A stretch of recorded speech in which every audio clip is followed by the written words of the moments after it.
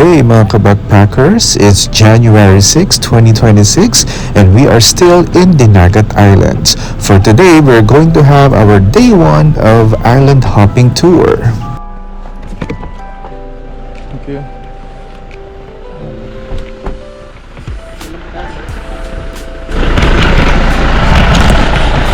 Okay.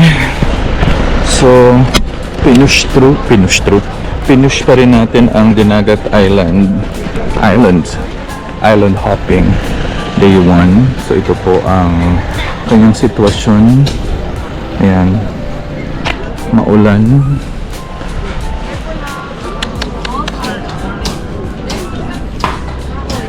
Wala.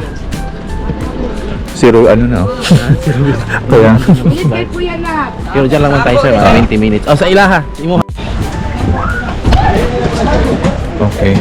Ito tayo na ang bangka. Ayun, doon 16 daw tayo. Sige, gusto niyo yan. Tara. Kasama daw natin ang Coast Guard. Kaya inalaw pa rin nila. Ayan. Anyway, Lord, please protect us.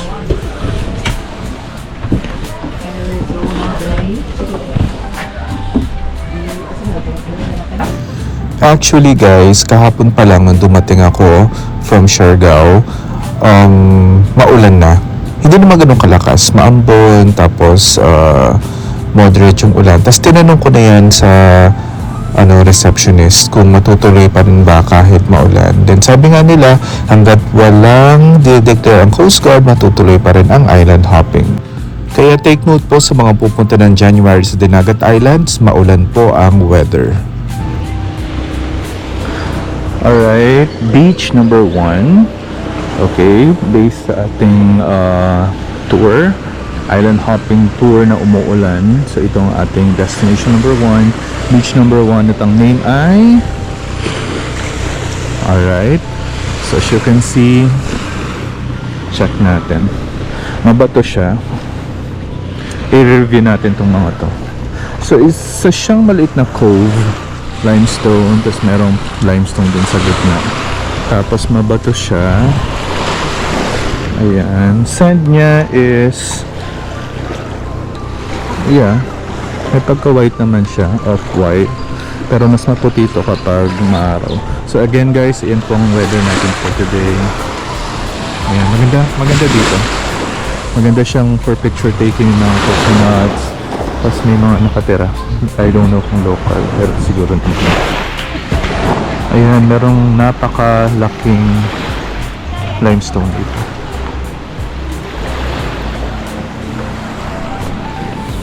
Ayan. Naku, kundi lang naulan. Ganda to. Ayan po yung boat namin. 16 kami sa boat. Ay, sana araw mamaya. Okay? Mag-ano tayo? 360 degrees tayo.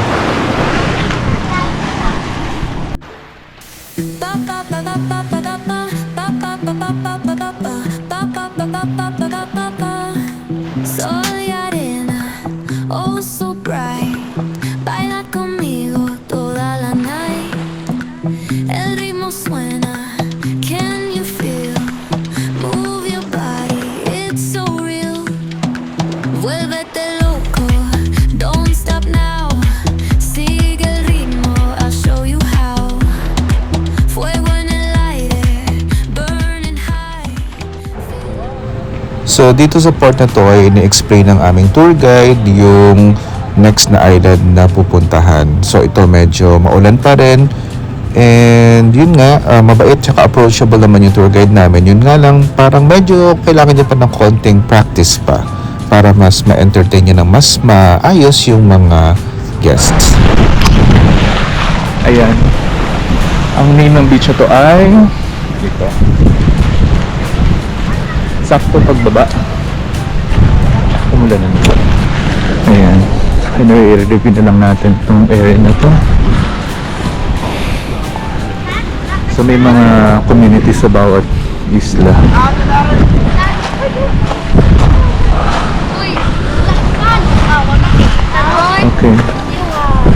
Tapos, yan, maganda naman yung ano.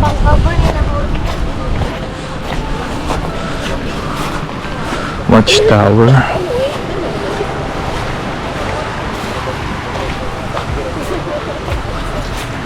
And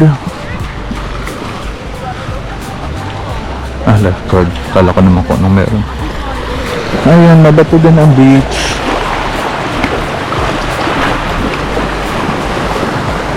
Island pa doon, island pa doon.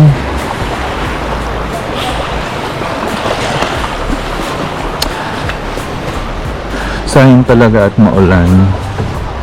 So hindi mo ma-enjoy fully yung area kahit for sure super ganda nito.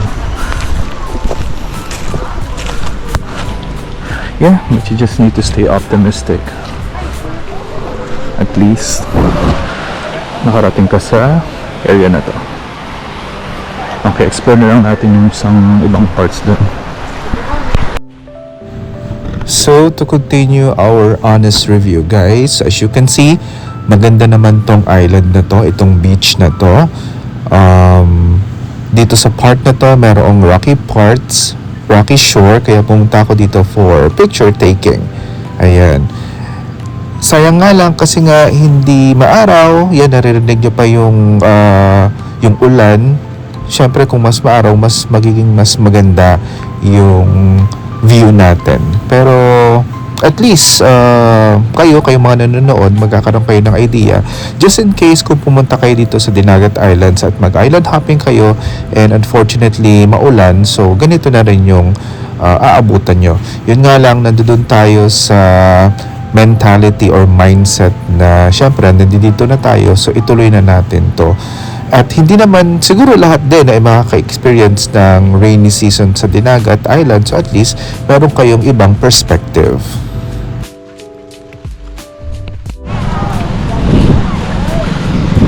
Okay, medyo tumigil-tigil ng konti yung ambon or yung ulan nung pumunta tayo dun sa kabilang part, yung sa Mabato, dun tayo na Victoria. Ayan, so dito pa ng swim. Tapos yung sand niya parang parang sa tawag dito, Puka Beach. Ayan. Tapos may mga tindahan. So kung may kailangan kayo, makakabili naman kayo. Parang 3 tindahan yata yung nakita ko. Ayan. Again, kung maaraw to, mas maganda. Ayan, mas maganda kung maaraw. Okay? So, nag-iyak na po tayo. Punta tayo sa next beach destination natin. This is our second. Our body give us more energy, and as we partake this food, Lord, unta makahatag ni siya og nourishment and kabastog sa among kalawasan, Lord. And this we ask through Christ our Lord. Amen.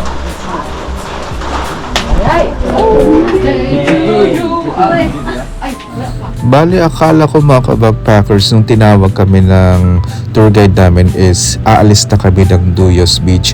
Yung pala is magla-lunch na kami. So ayun, so doon tayo nag-lunch sa Duyos Beach. And then yung food, okay naman yung food, good for 16 people. Then around 12:45 umalis na kami papunta sa next island naman.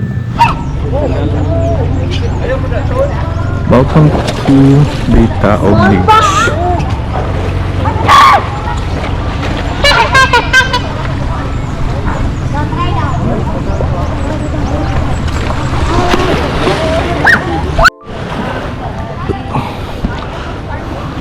Okay, so far guys, for the third beach, ito yung pinakamaganda.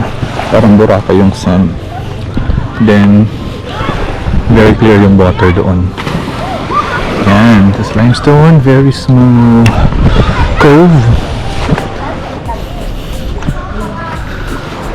Tapos, ano pa ba?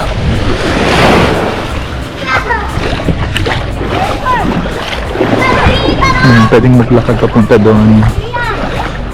Tsaka dito. Okay, nice. Nice one. Bitaog Beach. Water. Pero mas maganda doon. Sa part mo.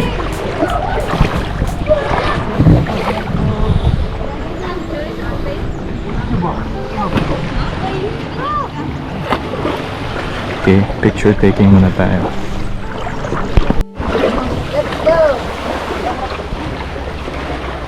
Oh, parang may secret beach dito.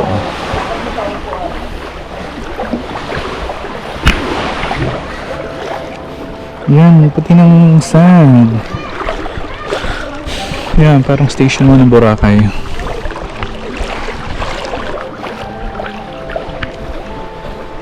Tapos, meron pa doon. Ito lang.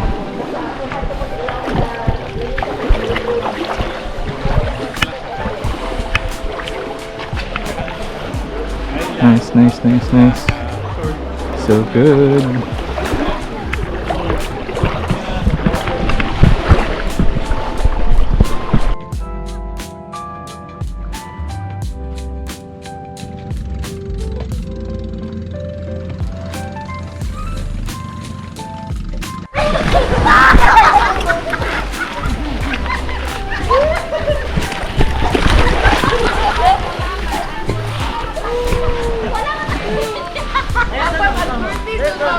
Last island. Ano pang?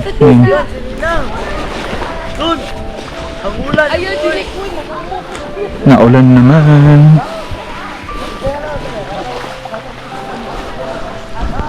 This is Pagkawasan Garden Beach Resort. Okay, so from the word itself, may garden. Since basa na tayo, yeah, mag-beach tayo habang umuulan.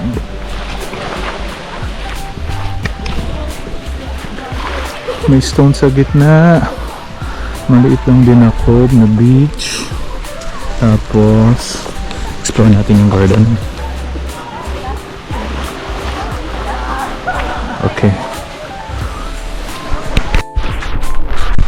May magandang accommodation, oh.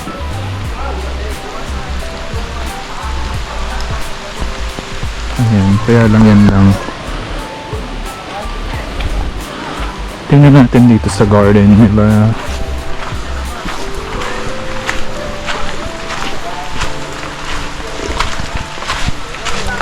Oh! Sige dito yung maganda. Tuan.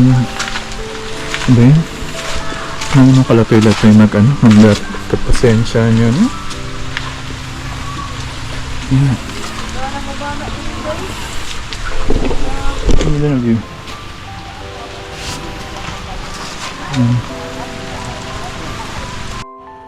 So, pasensya na mga kabackpackers, medyo nawala yung latoy natin sa, pag nanarrate kanina habang ina-explore natin yung pinaka-garden. Kasi nga, hindi na nga tumigil yung ulan. Hindi naman ganun kalakas yung ulan. Pero still, makaka-apekto siya kasi sa pag-i-enjoy mo. Pero gaya nga nasabi natin, nandito na tayo, let's have that optimistic mindset para still ma-enjoy natin yung lugar kahit hindi sumasang-ayon ang weather sa atin. So, yan, dito na tayo sa last beach destination natin. Super maganda rin tong area na to. Yan, especially dito sa part na to, merong rocky part. Pwede kang actually mag-dive dyan. Pero I chose not to na lang kasi hindi ko lang feel. Ayun. So, ang ginawa lang natin dito is nag-picture-picture, nag-emote habang umuulan. Ayan. Yeah, to be honest guys, yeah, worth it naman. Super worth it naman tong trip na to. Yun nga lang talagang sumakto tayo sa rainy season ng Dinagat Islands and we cannot do anything about it. Especially sa situation ko kasi I'm a seasonal backpacker. Meron lang mga specific dates or months na pwede ako mag-travel. Unlike yung ibang profession na they can file their leaves any time of the year. Sa part ko, specific time lang. So, wala na akong magagawa. So, kung ano man yung weather na maabutan ko sa lugar na yun, tinatanggap na lang natin ng buong buo. So, ayun na nga mga backpackers, natapos na po ang ating day 1 ng island hopping tour dito sa Dinagat Islands. So, around 3:30 in the afternoon, bale, umalis na kami from Pagkawasan Beach, pabalik na ng San Jose, Dinagat Islands. And for tomorrow, we are going to have naman po ang ating day 2 ng island tour. This time, I'm going to rank naman yung mga beaches na napuntahan natin based on my personal observation and preference also. At number 4, we have the Duyos Beach. Bale, ito po yung second nating pinuntahan at dito rin tayo nag-lunch. Ang maganda sa area na to is malaki po yung area, malaki yung swimming area, yung beach area, tapos may rocky parts, and then yung mga colorful na mga cottages. Ang number 3 naman natin ay yung una nating pinuntahan, which is yung Kabakungan Cove. Yung nga lang din, maulan nung nandito kami, pero siguro kung dito na ulan, super talagang may enjoy mo yung area dahil dyan sa part na yan yung mataas na limestone. Yan ang ating number 3. Ang number 2 ko naman is yung last na pinuntahan, yung Pagkawasan Garden Beach. Actually, pwede itong mag number 1 sa akin kung talagang maaraw yung weather. Pero still, na-enjoy naman kahit paano dahil sa area na to. Ang ganda ng rock formation din.